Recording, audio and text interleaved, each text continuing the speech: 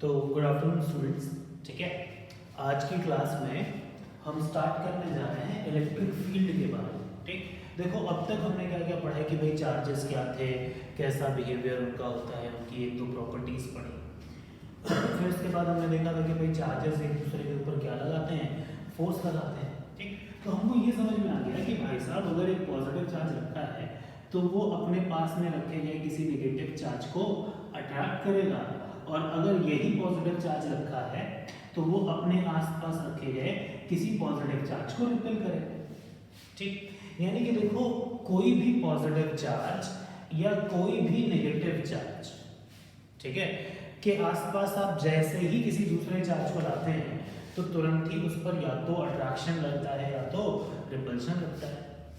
That means कि भाई जो चार्ज है वो पहचान सकता है। पहचानने का मतलब क्या है, जैसे मान लो ये पॉजिटिव चार्ज है तो ये पहचान सकता है कि इसके पास में रखा गया चार्ज नेगेटिव है या इसके पास में रखा गया चार्ज पॉजिटिव है। भाई तभी तो ये अट्रैक्ट करेगा या रिपेल करेगा। यानी कि सोचो जैसे मान लो क्या हो कि मैं ये जैसे अर्थ, ठीक, मैं जैसे ही दस्तर को छोड़ता हूँ ये दस्तर कहाँ गिर जाता है, नीचे। क्यों? क्योंकि अर्थ इसको क्या करती है, अपनी तरफ अट्रैक्ट करती है। यानी अर्थ महसूस कर सकती है कि इसके आसपास में कोई चीज़ है जिससे इसे क्या करना है, अट्रैक्ट करना है। ठीक, तो सवाल ये है कि जैसे मान लिया हम हैं, हमारा जो दोस्त है, तो जैसे ही मैंने उस दोस्त को देखा तो मैं उसे अपनी तरफ अट्रैक्ट करता हूँ कि आओ बैठो मेरे पास में। और अगर कोई ऐसा है जिससे मेरी नहीं बनती है तो उसे हम क्या करते हैं, रिपेल करते हैं कि ऐसा है देखो यहाँ से कट लो, दोबारा दिखाई मत देना। ठीक, तो भगवान ने हमें आंखें दी हैं और इसकी वजह से हम किसी को अट्रैक्ट करते हैं और किसी को रिपेल करते हैं। लेकिन भाई चार्जेस के पास तो ऐसा कुछ नहीं है।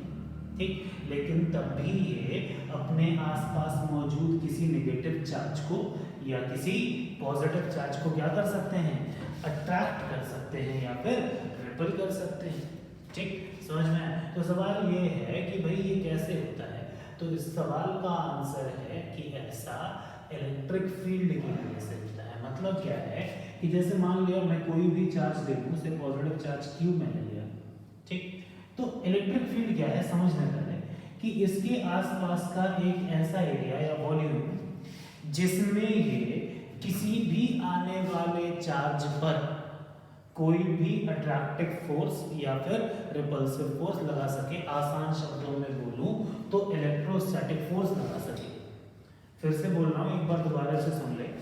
किसी भी चार्ज के चारों तरफ का एक ऐसा एरिया जिसमें ये चार्ज किसी दूसरे चार्ज पर इलेक्ट्रोस्टैटिक फोर्स लगा सकता है उसे हम बोलते हैं electric field. That is, electric field is an area around a charge in which it can exert electrostatic force.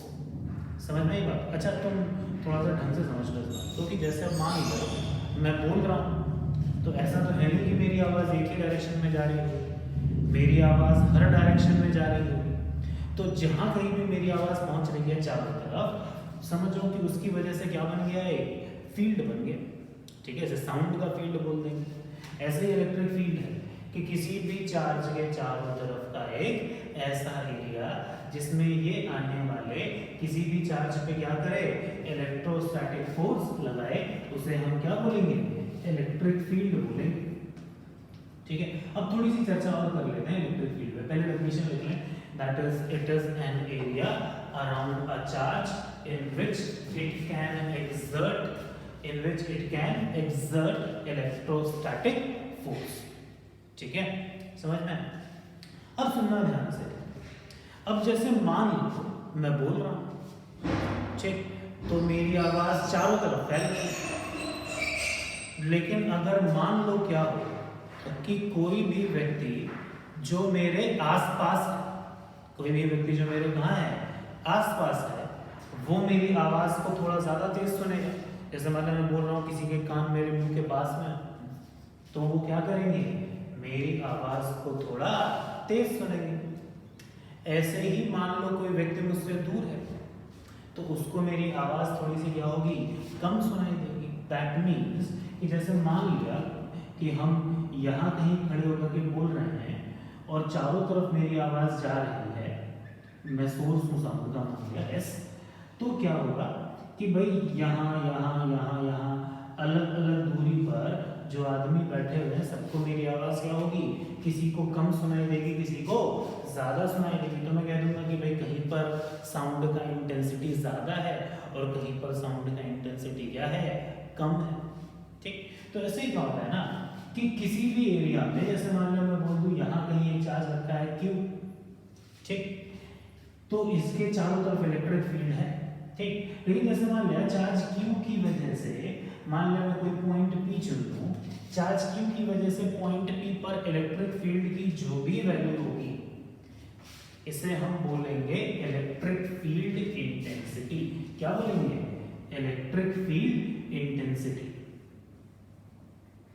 Electric field intensity.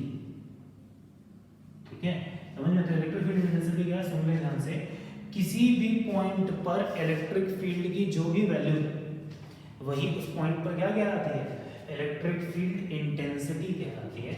इसे हम वेक्टर ई से लिखते हैं, ये एक तरह की वेक्टर क्वांटिटी है, एक तरह की कैसी क्वांटिटी है, वेक्टर क्वांटिटी है, मतलब इसका मैग्नीट्यूड भी है और डायरेक्शन भी। ठीक, तो एक बार पहले समराइज कर लेते हैं, हमने क्या क्या देखा। हमने ये समझ लिया कि भाई साहब एक ऐसा वॉल्यूम जिसमें कोई भी चार्ज या चार्ज सिस्टम अपने आसपास मौजूद किसी चार्ज पे इलेक्ट्रोस्टैटिक फोर्स लगा सकता है, उसे हम कहते हैं इलेक्ट्रिक फील्ड। समझ में बात। दूसरी बात है कि किसी भी पर्टिकुलर पॉइंट पर इलेक्ट्रिक फील्ड की जो भी वैल्यू होती है वो इलेक्ट्रिक फील्ड इंटेंसिटी कहलाती है। क्या कहलाती है, इलेक्ट्रिक फील्ड इंटेंसिटी कहलाती है। अच्छा, कैसी क्वांटिटी है ये, वेक्टर क्वांटिटी है, मतलब इसके पास मैग्नीट्यूड भी होगा और डायरेक्शन भी होगा। ठीक, ये बात आपको क्लियर होगी।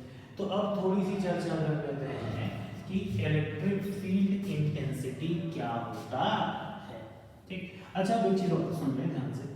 मैं जब आपको ग्रेविटेशनल फील्ड पढ़ा रहा था मैंने तब भी यही बात बोली थी, ठीक, और मैं फिर से यही बात बोल रहा हूँ कि हम हमेशा इलेक्ट्रिक फील्ड इंटेंसिटी की वैल्यू ये है या x है, ये बोलने की जगह हम सिर्फ बोल देते हैं कि इलेक्ट्रिक फील्ड ये है। यानी कि जब भी कभी इलेक्ट्रिक फील्ड लिखा हुआ हो तो मतलब आप ये समझ ले कि किसकी बात हो रही है, इलेक्ट्रिक फील्ड इंटेंसिटी की बात हो रही है। ठीक है, तो थोड़ी बात कर लेते हैं इलेक्ट्रिक फील्ड इंटेंसिटी की। ठीक, तो जैसे मान लो, क्या मान लो कि भाई मैंने कहा कि भाई इलेक्ट्रिक फील्ड इंटेंसिटी की डेफिनेशन क्या, समझने की कोशिश करते हैं। तो सुने ध्यान से, हुआ क्या, खेल समझें कि किसी भी पॉइंट P पर, किसी भी पॉइंट P पर रखे गए 1 कूलम्ब के चार्ज पर, इसे हम यूनिट चार्ज बोल रहे हैं, तो किसी भी जगह पर रखे गए 1 कूलम्ब के चार्ज पर जो भी इलेक्ट्रोस्टैटिक फोर्स लगता है, किसी जगह पर रखे गए 1 कूलम्ब के चार्ज पर जो भी इलेक्ट्रोस्टैटिक फोर्स लगता है वही इलेक्ट्रोस्टैटिक फोर्स उस पॉइंट पर इलेक्ट्रिक फील्ड इंटेंसिटी कहलाता है। ठीक है, that is the magnitude of electrostatic force experienced by an unit positive charge at a point, the amount of, this is only the amount of electrostatic force, the amount of electrostatic force experienced by unit charge, experienced by unit charge at a point, a unit charge at a point is known as electric field intensity at that point। यानी किसी भी जगह पर रखे गए 1 coulomb के charge पर जो भी इलेक्ट्रोस्टैटिक फोर्स लगता है वही उस जगह पे क्या कहलाता है, इलेक्ट्रिक फील्ड इंटेंसिटी कहलाता है। क्या इतनी बात समझ में आ गई? चलिए थोड़ा सा आगे बढ़ते हैं और अब इन बातों को थोड़ा सा अच्छे से समझने की कोशिश करते हैं कि हाँ भाई चलो क्या है कैसे। तो चलो जैसे मान लो क्या कि मैं बोल दूं कि भाई साहब ये है कोई पर्टिकुलर पॉइंट P, ठीक, और यहाँ पर Q कूलम का चार्ज रखा, कितने कूलम का चार्ज रखा था, Q कूलम का चार्ज रखा था, ठीक। और इस Q कूलम के चार्ज पे फोर्स लग रहा था इस डायरेक्शन में, ठीक। इलेक्ट्रोस्टैटिक फोर्स, कैसा फोर्स? इलेक्ट्रोस्टैटिक फोर्स, ठीक है। समझ में आई बात? तो बहुत ध्यान से समझो कि डेफिनेशन क्या लिखी है कि किसी भी पॉइंट पर रखे गए 1 कूलम के चार्ज पे, तो सोचो अगर Q कूलम के चार्ज पर इलेक्ट्रोस्टैटिक फोर्स Fe लग रहा हो तो 1 कूलम पे कितना लगेगा? Fe/Q। ये कितने पे लगेगा? 1 कूलम पे। अरे ये वैसे ही जैसे 10 आम का दाम 100 रुपए हो तो 1 आम का दाम कितना होगा? 100/10, ठीक। समझ में? मैं बोलता हूँ 10 आम का दाम 100 रुपए है तो 1 आम का दाम कितने क्या लिखोगे? 100/10। ऐसे ही यहाँ Q कूलम चार्ज पे F इलेक्ट्रोस्टैटिक फोर्स लग रहा है तो 1 कूलम पे कितना लगेगा? Fe/Q, ठीक। और यही वैल्यू क्या कहलाती है? इलेक्ट्रिक फील्ड इंटेंसिटी कहलाती है। तो सबसे पहले इलेक्ट्रिक फील्ड का बेसिक फॉर्मूला लिख लें, ठीक है। चलिए थोड़ी सी यूनिट पे बात कर लेते हैं। तो इलेक्ट्रोस्टैटिक फोर्स की यूनिट होती है न्यूटन, चार्ज की होती है कूलम। तो न्यूटन पर कूलम भी बोलते हैं, क्या बोलते हैं? न्यूटन पर कूलम भी बोलते हैं। आगे चल के मैं आपको एक यूनिट और दूंगा, दैट इज वोल्ट पर मीटर, दैट इज वोल्ट पर मीटर। दोनों सेम है, 1 न्यूटन पर कूलम इक्वल्स टू 1 वोल्ट पर मीटर। ये दोनों ही यूनिट हैं, दोनों ही यूनिट इलेक्ट्रिक फील्ड इंटेंसिटी के लिए लिखी जाती हैं, याद रखें। वोल्ट थोड़ा बहुत आपने क्लास 10th में पढ़ा होगा, पोटेंशियल डिफरेंस की यूनिट होती है, ठीक है। बाकी पोटेंशियल वगैरह क्या होता है इस बारे में चर्चा करेंगे, ठीक। क्या यहाँ तक समझ में आया आपके? चलिए थोड़ा सा और आगे बढ़ते हैं, ठीक है। तो ये क्लियर हो गया कि भाई साहब किसी भी जगह पर रखे गए 1 कूलम के चार्ज पर जो भी इलेक्ट्रोस्टैटिक फोर्स लगता है वही उस पॉइंट पे क्या कहलाता है? इलेक्ट्रिक फील्ड इंटेंसिटी कहलाती है, ठीक। अब सवाल ये है कि हम समझने की कोशिश करते हैं कि क्या सिग्निफिकेंस है इसका। तो बहुत सुनिएगा ध्यान से, अच्छे से।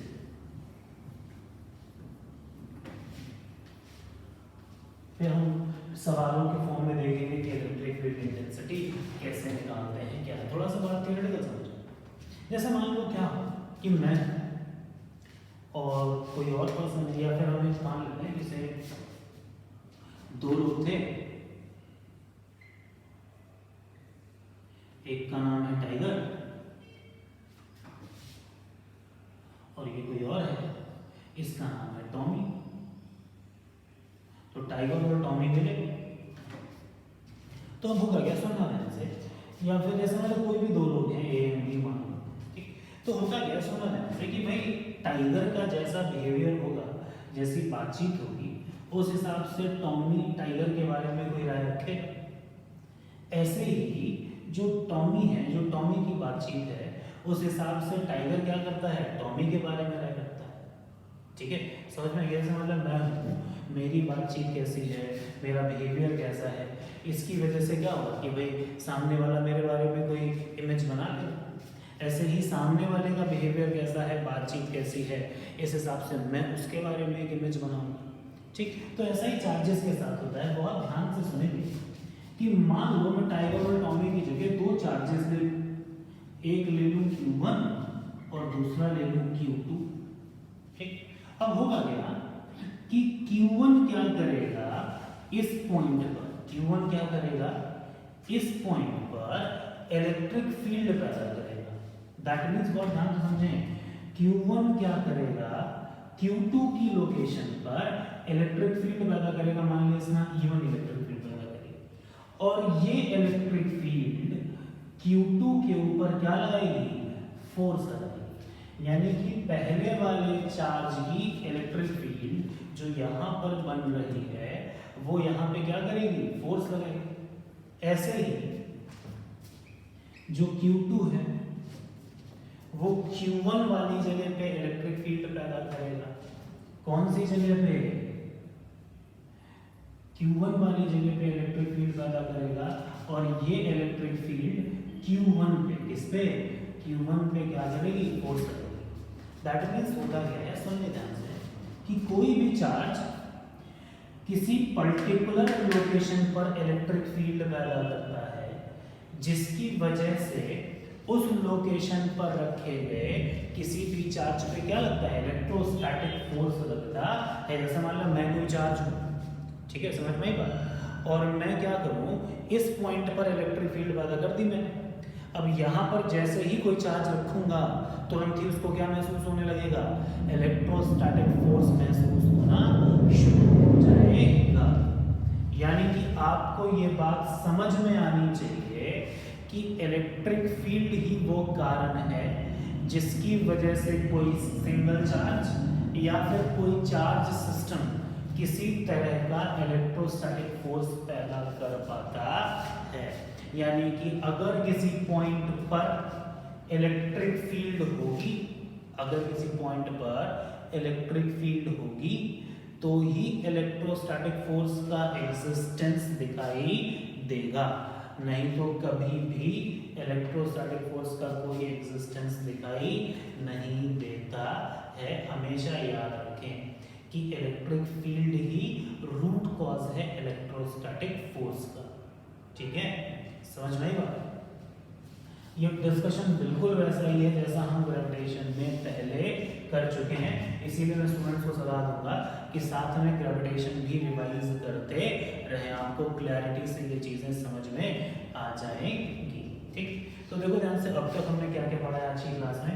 आज की क्लास में हमने ये समझ लिया कि भाई किसी भी चार्ज या चार्ज सिस्टम के आसपास का एक ऐसा एरिया, ठीक, समझ में आई बात, जिसमें वो किसी भी नए चार्ज पे इलेक्ट्रोस्टैटिक फोर्स लगाए, उसको अपन बोलते हैं इलेक्ट्रिक फील्ड। समझ में आई बात? इलेक्ट्रिक फील्ड में के अंदर किसी भी पॉइंट पर इलेक्ट्रिक फील्ड की वैल्यू क्या कहलाती है?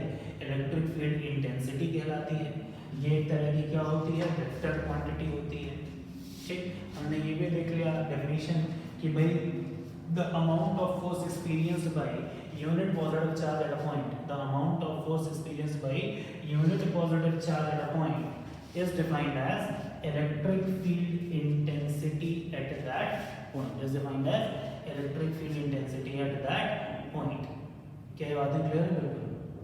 चलिए, अब अगर ये सब बातें क्लैरिटी में समझ में आ गई तो अब हमारा जो अगला कोशिश होगा वो ये होगा कि कैसे हम इलेक्ट्रिक फील्ड निकालते हैं। बहुत सारे एग्जांपल्स देखेंगे और साथ ही साथ हम पैरेलल में कूलम्स लॉ पे बहुत सारे सवाल अभी पेंडिंग है हमारे, उसे भी करेंगे। ठीक है, अब हमें दो चीज़ों पे फोकस करना है। ठीक, तो अपनी अपनी कॉपीज में हेडिंग डालते हैं कैलकुलेशन ऑफ इलेक्ट्रिक फील्ड।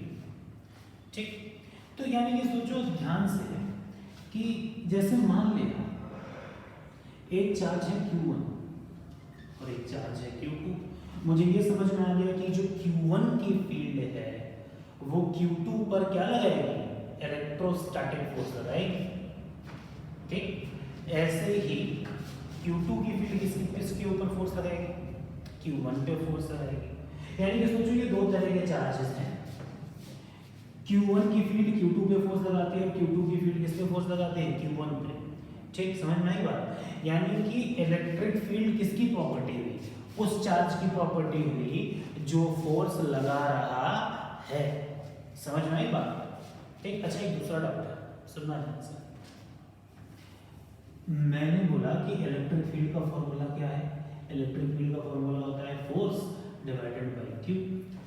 तो जैसे मान लो, सुनना ध्यान से, अगर मैं Q1 की फील्ड निकालना चाहता हूं, अगर मैं किसकी फील्ड निकालना चाहता हूं? Q1 की फील्ड निकालना चाहता हूं, तो आपके दिमाग में चीज क्लियर होनी चाहिए कि अगर आप Q1 की फील्ड निकालना चाहते हैं तो यहाँ पर ये जो Q है ये Q1 नहीं है, ये कोई नया चार्ज है जो Q1 की वजह से क्या कर रहा है? फोर्स एक्सपीरियंस कर रहा है। इस चीज को अपने दिमाग में बैठा लिया कि ठीक है कि ये इलेक्ट्रिक फील्ड किसी दूसरे चार्ज की वजह से है और ये वो वाला चार्ज है जो फोर्स एक्सपीरियंस कर रहा है। ये लिख लें प्रॉपर्ली, ये वो वाला चार्ज है जो फोर्स एक्सपीरियंस कर रहा है। इस फॉर्मूले में हमेशा याद रखें कि मैं एक चार्ज हूँ, अगर आप मेरी इलेक्ट्रिक फील्ड निकालना चाहते हैं, ठीक है, तो मेरी इलेक्ट्रिक फील्ड निकालने के लिए जब आप ये फॉर्मूला अगर इस्तेमाल कर रहे हैं, ठीक है, तो मेरी इलेक्ट्रिक फील्ड निकालने में ये जो चार्ज Q है ये मेरा वाला चार्ज नहीं है, ये वो वाला चार्ज है जो इस फील्ड की वजह से इलेक्ट्रोस्टैटिक फोर्स एक्सपीरियंस कर रहा है। समझ में बात? ठीक, तो हम इलेक्ट्रिक फील्ड निकालते हैं। तो देखो ध्यान से, इलेक्ट्रिक फील्ड निकालने के देखो दो तरीके हैं। पहला ये कि भाई मान लो मुझे किसी पॉइंट पर फोर्स पता हो, ठीक है, तो वहां पर चार्ज Q से डिवाइड कर दूंगा, आंसर आ जाएगा। ठीक, समझ में आया? लेकिन कई बार क्या होता है कि हमें कोई चार्ज सिस्टम दिया होता है, ऐसा हो सकता है पॉइंट चार्ज दिया हो, ऐसा हो सकता है कोई कंटिन्यूअस चार्ज सिस्टम दिया हो। ठीक, समझ में आई बात? ठीक, तो अब हमारा जो टारगेट है वो ये है कि किसी भी चार्ज या चार्ज सिस्टम की वजह से कितनी इलेक्ट्रिक फील्ड जनरेट होगी ये निकालना।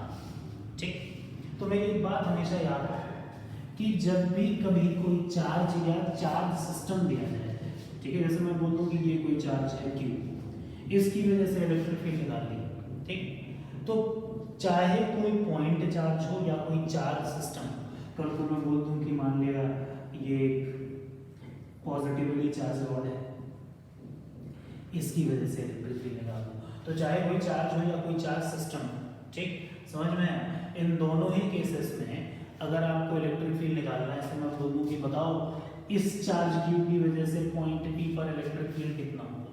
ठीक, तो सबसे पहला काम ये करना होता है कि जहां कहीं भी फील्ड निकालना है वहां पर हाइपोथेटिकली 1 कूलम का चार्ज रख दो। ये 1 कूलम का चार्ज जितना भी फोर्स महसूस करे, जिस भी डायरेक्शन में फोर्स महसूस करे, वही उस पॉइंट पर इलेक्ट्रिक फील्ड का मैग्नीट्यूड और डायरेक्शन बताएगा। यानी कि जिस भी पॉइंट पर आप इलेक्ट्रिक फील्ड लिखना चाहते हैं, निकालना चाहते हैं, हमेशा उस पॉइंट पे क्या करें, 1 कूलम का चार्ज रखते हैं। 1 कूलम के चार्ज पर जो भी फोर्स लगेगा वही उस पॉइंट पर इलेक्ट्रिक फील्ड का मैग्नीट्यूड होगा और वही उस पॉइंट पर इलेक्ट्रिक फील्ड का डायरेक्शन होगा। ठीक है, समझ में आया? एक बार जो बातें मैंने बोली है स्क्रीन पॉज करके नोट डाउन कर लें और अपनी कॉपी में हेडिंग डालें। सबसे पहले निकालने जा रहे हैं electric field due to a point charge. Electric field due to a point charge. ठीक, समझ में आया? किसी पॉइंट चार्ज की वजह से कैसे इलेक्ट्रिक फील्ड निकालते हैं? तो ये मैं बना रहा हूँ एक्सिस, और मान लो मैं बिल्कुल ओरिजिन पे एक पॉजिटिव चार्ज Q ले लूं। ठीक, मेरे को बोला गया कि भाई बताओ पॉइंट P पर कितनी इलेक्ट्रिक फील्ड होगी Q की वजह से। मुझे क्या निकालना है, electric field at point P due to Q। ये दूरी मान लेते हैं R, इन दोनों के बीच की दूरी मान लेते हैं कितनी, R। तो चलो सबसे पहले बात करते हैं क्या करना है। सबसे पहला काम कर दो कि यहाँ पर अपने मन में 1 कूलम का चार्ज रख दो। कितने कूलम का चार्ज रख दो, 1 कूलम का चार्ज रख दो, रख दिया। ठीक, अब आपको क्लियरली समझ में आएगा कि अगर ये चार्ज पॉजिटिव है तो 1 कूलम का चार्ज क्या होगा, रिपेल होगा, तो फील्ड की डायरेक्शन तो ये आ गई गारंटी। अब बात करते हैं मैग्नीट्यूड की। तो मैग्नीट्यूड क्या लेते हैं, 1/4 pi epsilon not Q1 Q2 that is Q into 1 by में बीच की दूरी का स्क्वायर, यानी कि सीधा सीधा हो गया। अच्छा, डायरेक्शन पॉजिटिव साइड में है तो मैं आई क्या ले लेता हूँ, that is Q by 4 pi epsilon not R square. ठीक, समझ में आया? ये वैल्यू आ गई किसकी, इलेक्ट्रिक फील्ड की। यानी मुझे ये समझ में आ गया कि कोई भी पॉइंट चार्ज हो Q, आपको इससे किसी दूरी R पर फोर्स इलेक्ट्रिक फील्ड लिखनी है। ठीक, पॉइंट P पर तो कैसे लिखेंगे, इलेक्ट्रिक फील्ड की वैल्यू लिखी जाएगी 1/4 pi epsilon not Q by R square. Direction देखना आप अच्छे से जानते हैं, कैसे डायरेक्शन लिखेंगे, 1 कूलम का चार्ज रख दीजिए, डायरेक्शन ये आ गई। अगर बाई चांस इस पॉइंट पे निकालना होता तो 1 कूलम का चार्ज यहाँ रख देता तो ऐसे आ जाता, अगर चार्ज यहाँ कहीं रखा होता तो 1 कूलम का चार्ज यहाँ रख देता, ऐसे आ जाता। ठीक, यानी कि आप एक कॉमन पैटर्न नोटिस करेंगे कि मान लो मैं बोल दूं कि यहाँ कहीं पे बताओ कोई पॉइंट है इलेक्ट्रिक फील्ड, तो 1 कूलम का चार्ज यहाँ रख दूंगा, इलेक्ट्रिक फील्ड की डायरेक्शन बिल्कुल ऐसे है, अवे फ्रॉम चार्ज। यानी पॉजिटिव चार्ज के लिए इलेक्ट्रिक फील्ड का डायरेक्शन हमेशा कैसे होगा, अवे फ्रॉम चार्ज होगा। ठीक है, समझ में आया? तो अगली क्लास में हम इसी के बारे में थोड़ा सा डिटेल में बात करेंगे। अभी के लिए बस यहाँ तक। ठीक है।